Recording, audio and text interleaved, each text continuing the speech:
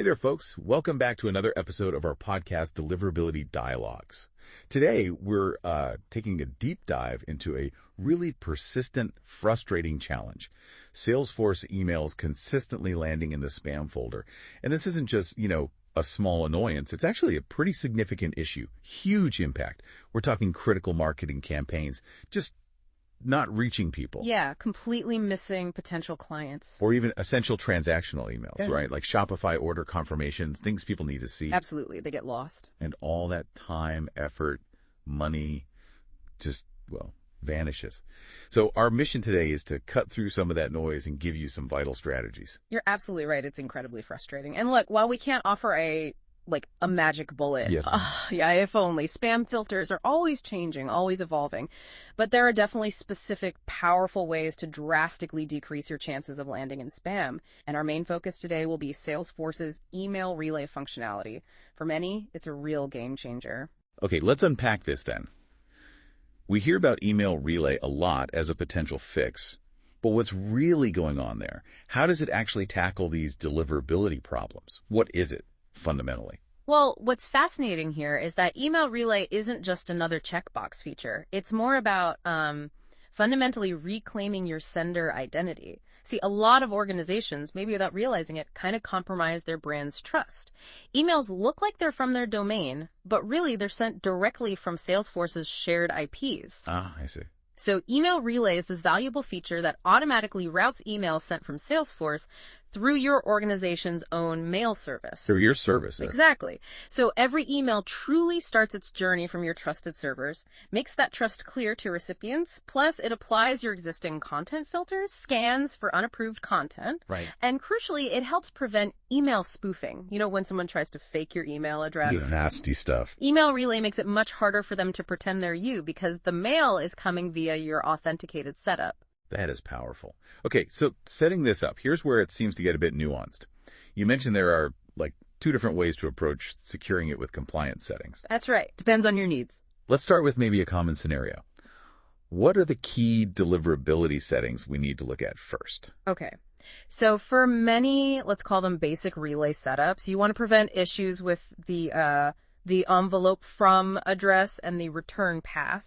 These are the technical addresses servers check. Right, behind-the-scenes stuff? Exactly. If those don't align properly with your domain because Salesforce is managing bounces or standard security, it's a red flag, like a mismatch on a package label. Okay. So in this scenario, you often need to go into email deliverability settings and turn off two specific things: activate bounce management and enable compliance with standard email security mechanisms. Turn them off. Okay. To keep the headers clean for the relay. Precisely. For that specific relay method, yes, it maintains header integrity. Got it. So that's one path. But what about organizations that actually do want full email security compliance enabled? How do they handle email relay? Yeah, good question. If we connect this to the bigger picture, there's another, arguably more robust method, and this involves enabling those security compliance settings. Enabling them this time. Right.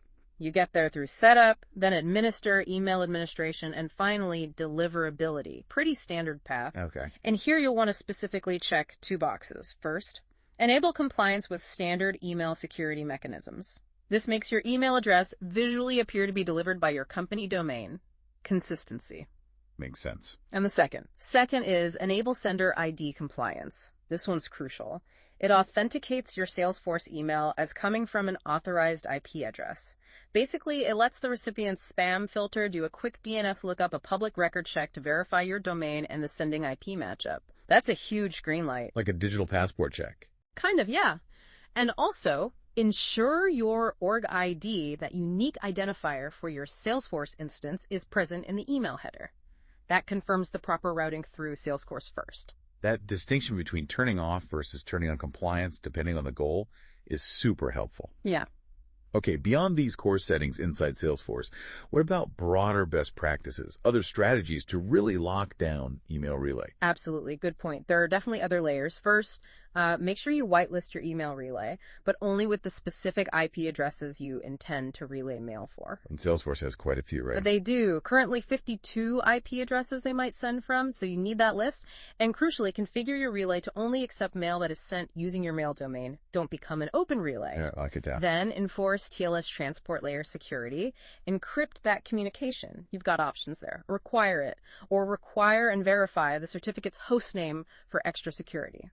Good tip. And finally, utilize DKIM signing. If that DKIM signature passes verification on the receiving end, it's another strong signal. Confirms the email is legitimate and hasn't been tampered with. Reliable relay. Okay, great stuff. So let's try and sum this up. Successfully battling the spam folder, especially with Salesforce emails, it really hinges on strategically using email relay.